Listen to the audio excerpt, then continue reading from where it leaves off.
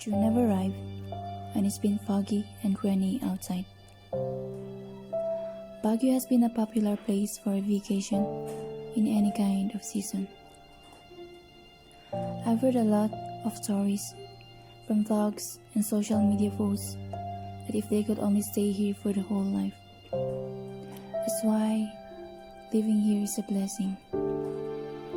I've missed this foggy season where I can wear my boots and coats, feeling the cozy air from fresh pines.